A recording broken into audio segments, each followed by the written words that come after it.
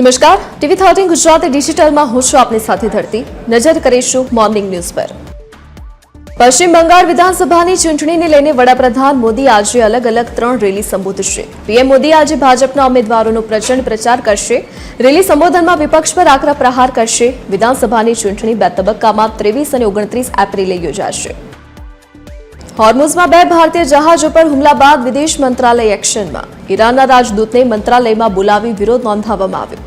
ગઈકાલે ઈરાની નેવીએ 2 ભારતીય જહાજો પર કર્યું હતું ફાયરિંગ. મધ્ય પૂર્વમાં વધતા તણાવ વચ્ચે હવે શાંતિ માટે આશાનું એક કિરણ દેખાયું છે. અમેરિકા અને ઈરાન વચ્ચે બીજા તબક્કાની મહત્વની વાતચીત પાકિસ્તાનની રાજધાની ઇસ્લામાબાદમાં યોજાનાર છે. આવતીકાલથી શરૂ થનારી આ મંત્રણા વિશ્વ માટે ખૂબ મહત્વની છે. યુદ્ધ વિરામ પૂર્ણ થાય તે પહેલા જ વાટાઘાટો કોઈ ચોક્કસ નિષ્કર્ષ પર પહોંચે તેવી દુનિયાભરની અપેક્ષા છે. પીએમ મોદીના આમંત્રણ પર દક્ષિણ કોરિયાના રાષ્ટ્રપતિ 3 દિવસની ભારતની મુલાકાતે આવશે. મુલાકાતનો હેતુ ખાસ વ્યૂહાત્મક ભાગીદારીને વધુ ગાઢ બનાવવા અને વેપાર અને રોકાણ વધારવાનો છે. અદ્યતન ટેકનોલોજી, જહાજ નિર્માણ અને સંરક્ષણ સહયોગનો સમાવેશ પર ચર્ચા કરાશે. કેન્દ્રીય મંત્રી રક્ષા ખડસે આજે ગુજરાત મુલાકાતે આવશે. કમલમ ખાતે ઓલિમ્પિક અને કોમનવેલ્થ ગેમ્સ આયોજન પર મુખ્યમંત્રીની હાજરીમાં મહત્વની બેઠક મળશે.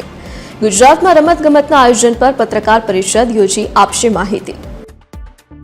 રાજ્યમાં સ્થાનિક સ્વરાજ્ય ચૂંટણીને લઈને નાયબ મુખ્યમંત્રી હર્ષ સંઘવી આજે વલસાડ અને સુરતમાં ઝંઝાવાતી પ્રચાર કરશે. બપોરે ગુંદલાવમાં સામાજિક આગેવાનો સાથે બેઠક કરીને તેઓ ચૂંટણી રણનીતિ ઘડશે. તે બાદ સેગવા અને ચલથાણમાં વિકાસ સંકલ્પ સભાઓ ગજવીને હર્ષ સંઘવી વિરોધીઓ પર આકરા પ્રહારો કરશે. સ્થાનિક સ્વરાજ્ય ચૂંટણીના પ્રચારને લઈને ભાજપ પ્રદેશ અધ્યક્ષ જગદીશ વિશ્વકર્મા નર્મદા જિલ્લાના પ્રવાસે આવશે. હરસિદ્ધિ માતાના આશીર્વાદ સાથે પ્રચારની શરૂઆત કરશે. નાંદોદ ખાતે બેઠક યોજી સહકારી અગ્રણીઓ સાથે વિકાસના કાર્યોની સમીક્ષા કરશે. બદામ અને ખડગદા ખાતે વિકાસ સંકલ્પ સભા સંબોધશે. આજે ગુજરાત પોલીસ ભરતીની લેખિત પરીક્ષા યોજાશે. રાજ્યના 4 મુખ્ય શહેરો અમદાવાદ, સુરત, રાજકોટ, વડોદરામાં પરીક્ષા કેન્દ્રો ફાળવવામાં આવ્યા છે. દોડમાં પાસ એવા 1.10 લાખથી વધુ ઉમેદવારો લેખિત પરીક્ષા આપશે. આજે અખાત્રીજનો શુભ દિવસ. હિન્દુ પંચાંગ મુજબ અક્ષય તૃતીયા દર વર્ષે વૈશાખ સુદ ત્રીજના દિવસે ઉજવવામાં આવે છે. આ દિવસે લોકો ખાસ કરીને સોના ચાંદીની ખરીદી કરે છે, નવા વ્યવસાયની શરૂઆત કરે છે, પૂજા કરે છે અને ઘરે ઘરે દાન કરવામાં આવે છે. આજથી 3 દિવસ રાજ્યના અનેક વિસ્તારોમાં કમોસમી વરસાદની આગાહી કરવામાં આવી છે. સાયક્લોનિક સર્ક્યુલેશનના કારણે આજે અમરેલી, ભાવનગર, મહીસાગર, છોટાઉદેપુર અને દાહોદમાં વરસાદ વરસી શકે છે.